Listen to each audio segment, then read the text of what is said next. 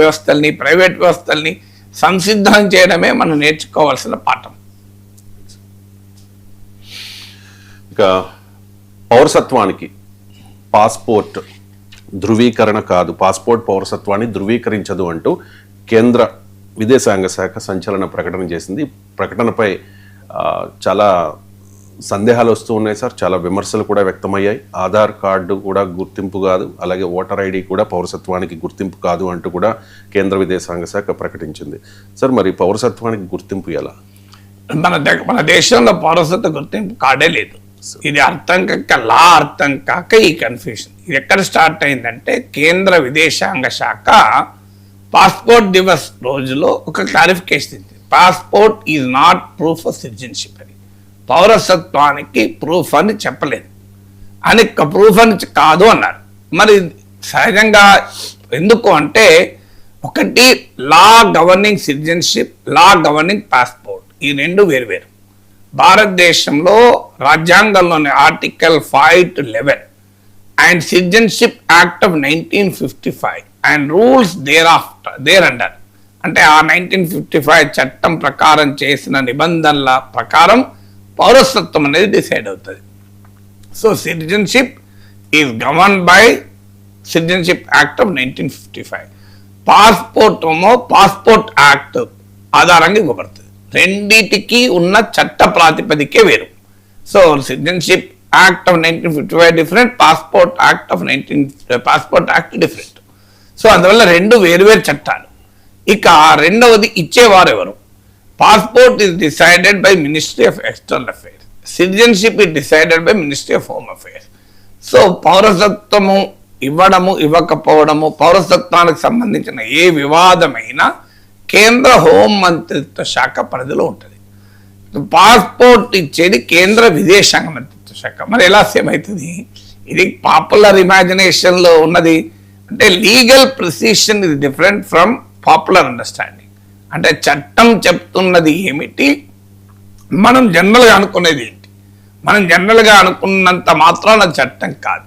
చట్టం ఏం చెప్తుందనేది తెలియక మనం మాట్లాడుతుంటే, ఇప్పుడు చాలామంది సోషల్ మీడియాలో జోక్లు వస్తున్నాయి, పాస్పోర్ట్ కాకపోతే ఏంటి అని.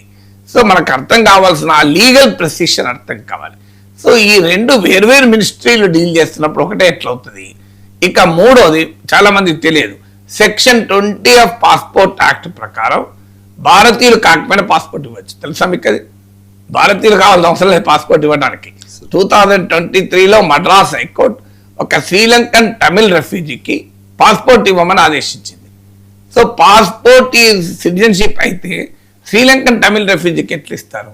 సెక్షన్ 20 ఆఫ్ పాస్పోర్ట్ యాక్ట్ ఏం చెప్తుందంటే, ఇండియన్ ఆరిజిన్ పర్సన్ ఎవరైనా ప్రపంచంలో ఎక్కడైనా స్టేట్లెస్గా ఉండిపోతే, బయటికి వెళ్ళలేని, అతనికి ఏ రాజ్యము, అతన్ని ఏ దేశము ఓన్ చేసుకోదు, అతను ఏ దేశంలో పౌరుడు కాదంటారు, అతనికి ఇండియన్ ఆరిజిన్ పర్సన్ అయితే పాస్పోర్ట్ ఇవ్వచ్చు. మనం ఇచ్చి ఇండియన్ నేషనాలిటీగా గుర్తించి అతనికి ట్రావెల్ ఫెసిలిటేషన్ చేయొచ్చు.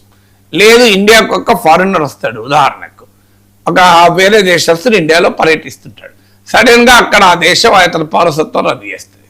ఏం చేయాలి అతను మరి? సో అతనికి ఇండియా ట్రావెల్ డాక్యుమెంట్ ఇచ్చి పంపించచ్చు. సో దీన్నే సెక్షన్ 20 ఆఫ్ పాస్పోర్ట్ యాక్ట్ అంటారు. దీని ప్రకారం టిబెటన్ రెఫ్యూజీస్కు, శ్రీలంకన్ తమిళ్ రెఫ్యూజీస్కు చాలాసార్లు భారత ప్రభుత్వం ఇచ్చింది. సో అందువల్లనే passport is not a citizenship proof, it is a travel document. So అయితే సాధారణంగా మనకు ఎందుకు అనిపిస్తుంది సిటిజన్షిప్ అని? దానికి కారణం ఏంటంటే, మనము భారత ప్రభుత్వం ఇస్తుంది. So once you have a passport, Indian నేషనల్గా నేను ప్రపంచం అంతా గుర్తిస్తుంది. తర్వాత మిగతా ఆధారు, ఏ card, voter identity, PAN card, birth certificate, వీటన్నిటికీ మించిన రిగరస్ స్క్రూటినీ అనేది పాస్పోర్ట్కి ఉంటుంది. పోలీస్ ఎంక్వైరీ ఉంటుంది. భారత ప్రభుత్వం అన్ని రకాలుగా నిన్ను పరిశీలించి ఇచ్చే డాక్యుమెంట్ పాస్పోర్ట్. అందుకే పాస్పోర్ట్ అనేది మచ్ బెటర్ ఇండికేటర్ సిటిజన్షిప్గా భావిస్తారు. మీకు మనం భావించడం కాదు, సుప్రీంకోర్టు స్పెషల్ ఇంటెన్సివ్ రివిజన్ పైన తీర్పు చెప్తూ ఎలక్షన్ కమిషన్ ఇచ్చిన 11 డాక్యుమెంట్లలో పాస్పోర్ట్ ఒకటి, బర్త్ సర్టిఫికేట్ ఒకటే more conclusive indication of citizenship అని వ్యాఖ్యానించింది. కానీ అదే కోర్టులు పాస్పోర్ట్ను అన్ని సందర్భాల్లోనూ పౌరసత్వంగా గుర్తించరు. మీకు మీ గతంలో బాంబే హైకోర్టు ఇదే తీర్పు చెప్పింది, సర్వానంద్ సోనావాల్ కేసులో కోర్టు ఇదే తీర్పు చెప్పింది, state of Andhra Pradesh versus Abdul Khader అన్న కేసులో కూడా కోర్టులు ఇలాగే తీర్పులు చెప్పాయి. చాలా కోర్టుల్లో పాస్పోర్ట్ అనేది కెన్ బి వన్ ఇండికేటర్ తప్ప ఇది ఒక్కటే పాస్పోర్ట్ ఉంటే పౌరుడు అన్నట్టు కాదు. పౌరులకే పాస్పోర్ట్ ఇస్తారు, అది ఒక మనకు అర్థం కావాల్సింది. Only Indian citizens can get passport, but just because you have a passport you are not an Indian citizen. Just Indian citizens కు మాత్రమే పాస్పోర్ట్ ఇస్తారు, అది గుర్తుపెట్టుకోవాలి మనం. ఇండియన్ సిటిజన్స్ కే పాస్పోర్ట్ ఇస్తారు, కానీ పాస్పోర్ట్ ఉన్నంత మాత్రాన అది ప్రూఫ్ ఆఫ్ సిటిజన్ కాదు. ఇది భారతదేశంలో చట్టాలు చెప్పేది, భారతదేశంలో కోర్టులు చెప్పేది. ఎందుకు అంటే citizenship is a legal aspect అయితే passport is a document. Indian law ప్రకారము there is no document for citizen. మీకు అమెరికాలో ఈవెన్ యూకేలో కూడా పాస్పోర్ట్ ఈజ్ నాట్ సిటిజన్షిప్. అయితే అక్కడ ఈ ప్రాబ్లం రాదు. ఎందుకు రాదంటే అక్కడ యూనివర్సల్ బర్త్ రిజిస్ట్రేషన్ ఉంది, ప్రతి పుట్టిన ఒక్కరిని రిజిస్టర్ చేస్తారు. మన దగ్గర యూనివర్సల్ బర్త్ రిజిస్ట్రేషన్ లేదు. యూనివర్సల్ సిటిజన్షిప్ సర్టిఫికెట్ ఇష్యూ చేయం మనం. సో మన దగ్గర ఏ ఒక్క సిటిజన్షిప్ సర్టిఫికెట్ అంటూ ఉండదు, డాక్యుమెంట్ ఉండదు. అందరూ by birth become citizens, but birth registration ఉండదు. ఇది మనకున్న ప్రత్యేకమైన సమస్య. అందుకే national registrar of citizens, register of citizens ఎన్ఆర్సీని ఇవ్వాలి అని మీకు ముందు ప్రయత్నం జరిగింది. నేషనల్ పాపులేషన్ రిజిస్టర్ ఎన్పిఆర్ చేసి తర్వాత నేషనల్ రిజిస్టర్ సిటిజన్, ఇది చాలా పెద్ద రాజకీయ వివాదాల తర్వాత ఆగిపోయింది. ఎందుకంటే అస్సాంలో ఈ ఎన్ఆర్సీకి ప్రయత్నం జరిగితే 19 లక్షల మంది పౌరసత్వం లేకుండా పోయారు. అంటే డాక్యుమెంట్లు ప్రూఫ్లు చూపెట్టలేక వారు పౌరులు కాక నో ల్యాండ్ నో నేషన్ అంటే వాళ్ళు స్టేట్లెస్ సిటిజన్స్ గా మారిపోయి కొంతమంది డిటెన్షన్ సెంటర్లో పంపించాల్సి వచ్చింది. సో అందువల్ల ఇది ఒక పెద్ద సామాజిక సమస్యగా మారిపోతుంది. ఎందుకంటే చాలా మందికి మన దేశంలో డాక్యుమెంట్లు ఉండవు, బర్త్ సర్టిఫికెట్ ఉండవు, ప్రూఫ్లు ఉండవు. నాకు లేదు బర్త్ సర్టిఫికెట్, నేను హాస్పిటల్లో పుట్టలేదు, నేను ఇంట్లో పుట్టాను. సో ఆ రోజుల్లో రిజిస్ట్రేషన్ లేదు, నా బర్త్ సర్టిఫికెట్ లేదు. ఇప్పుడు నేను పౌరుని కాదంటే ఎట్లా నేను మరి ఇప్పుడు నా అప్పుడు నేను హాస్పిటల్లో పుట్టింటే ఆటోమేటిక్గా బర్త్ సర్టిఫికెట్ ఉంటుంది. నేను హాస్పిటల్లో పుట్టలేదు, ఇంట్లో పుట్టాను, బర్త్ రిజిస్ట్రేషన్ జరగలేదు, మరి నేను పౌరుని కాదా? అందువల్ల no single document is a proof of citizenship.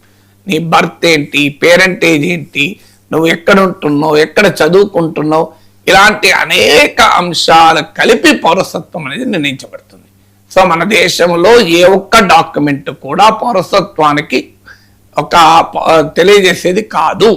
ఇది 2020 ఫిబ్రవరిలో పార్లమెంట్లో క్వశ్చన్ అడిగితే passport, birth, Aadhaar card, voter ID, pan card, birth certificate, ఈ 5లో ఏది సిటిజన్షిప్ కొలబద్దా అని అడిగితే ప్రభుత్వం క్లియర్గా చెప్పింది ఈ 5 కొలబద్దలు అనలే. ఏమన్నది సిటిజన్షిప్ యాక్ట్ ఆఫ్ 1955 ప్రకారము దాని ఆధారంగా చేసిన రూల్స్ ప్రకారం సిటిజన్షిప్ నిర్ణయించబడుతుందని సమాధానం చెప్పింది. ఈ డాక్యుమెంట్ సిటిజన్షిప్ అవునా కాదని జోలికి వెళ్ళలే. అందువల్ల passport is certainly one of the very important document, దాంట్లో డిస్ప్యూట్ లేదు. రేపు నువ్వు పౌరుడు కాదు అని ఎవరన్నా కోర్టులో ఛాలెంజ్ చేస్తే పాస్పోర్ట్ చూపెడితే కోర్టు తీర్పులు చెప్పదు. కానీ పాస్పోర్ట్ ఒక ఇంపార్టెంట్ డాక్యుమెంట్. ఇప్పుడు మీకు ఉదాహరణకు పౌరసత్వానికి ఇప్పుడు 2003 అనుకుంటాను, సిటిజన్షిప్ రూల్స్ 2003 ప్రకారం పౌరసత్వం కావాలనుకున్న వాళ్ళు పేరెంట్స్ పాస్పోర్ట్ చూపెట్టడం అనేది ఒక ఇంపార్టెంట్ డాక్యుమెంట్ అవుతుంది. సో అందువల్ల మన దేశంలో నేచురలైజ్ సిటిజన్ అయితే అంటే బయట దేశాల నుంచి ఇండియాకు వచ్చి పౌరసత్వం పొందితేనే సర్టిఫికెట్ ఇస్తారు. సో నేచురల్లీ బార్న్ ఇండియన్స్కి సర్టిఫికెట్లు ఏమీ ఉండవు. సో ఒక సెట్ ఆఫ్ డాక్యుమెంట్స్ అన్ని కలిపి బర్త్ సర్టిఫికేట్ కావచ్చు, పేరెంటేజ్ కావచ్చు, నివాసం ఉంటున్నావా లేదా ఇక్కడ అనేది కావచ్చు, ఓటర్ ఐడి కావచ్చు, పాస్పోర్ట్ కావచ్చు, ఇలాంటి అనేక డాక్యుమెంట్ కలిపితే ఒక భావన, పౌరసత్వం అనేది ఒక భావన, ఒక హక్కు తప్ప అది ఒక సింగిల్ డాక్యుమెంట్తో ఉండదు. ఇండియన్ లా అది చెప్తోంది. ఇక్కడ కొద్ది కన్ఫ్యూజన్ ఉండొచ్చు డెఫినెట్గా. మరి ఏది పౌరసత్వం అంటే పౌరసత్వం అనేది ఛాలెంజ్ అయినప్పుడు ఇవేవి పౌరసత్వానికి ఒక్కటి మాత్రమే ఉపయోగపడవు. ఇవన్నీ కలిపి మనం ప్రూవ్ చేసుకోవాల్సి ఉంటాయి. పౌరసత్వం ఛాలెంజ్ కానప్పుడు ఇబ్బంది లేదు కదా. నీ పాస్పోర్ట్ ఉంటే ఇవాళ నేను ఇండియన్ నేషనల్ ఎక్కడికైనా వెళ్ళొచ్చు, ఎవరు అబ్జెక్షన్ చెప్పరు కదా. So once you have a passport you are Indian national. So దానికి ఏమీ డౌట్ లేదు. కానీ if somebody challenges your citizenship, ఇప్పుడు నాగేశ్వర్ భారత పౌరుడు కాదు అని ఎవరు ఛాలెంజ్ చేస్తే అప్పుడు ఇష్యూ. ఛాలెంజ్ అయినంత కాలం నా పాస్పోర్ట్ ఇస్ వ్యాలిడ్, మిగతా వ్యాలిడ్. పాస్పోర్ట్ అప్పుడు ఛాలెంజ్ చేసినప్పుడు నేను నా బర్త్ సర్టిఫికెట్లు, నా పేరెంట్స్ బర్త్ సర్టిఫికెట్లు, నా పిల్లల బర్త్ సర్టిఫికెట్లే కావచ్చు, రేపు నా ఓటర్ ఐడిలే కావచ్చు, నా పాస్పోర్ట్లే కావచ్చు, నేను చదువుకున్న సర్టిఫికెట్లే కావచ్చు, ఇవన్నీ ప్రూఫ్లుగా ఉంటాయి కదా. సో ఇవన్నీ ఆధారంగా నేను పౌరుణ్ణి అని ఎస్టాబ్లిష్ అవుతుంది. Only if it is challenge, if it is not challenge ఇష్యూనే కాదు కదా. చిన్న బ్రేక్ తీసుకుందాం సార్, చిన్న బ్రేక్ తీసుకుందాం. బ్రేక్ తర్వాత ఈ షో కంటిన్యూ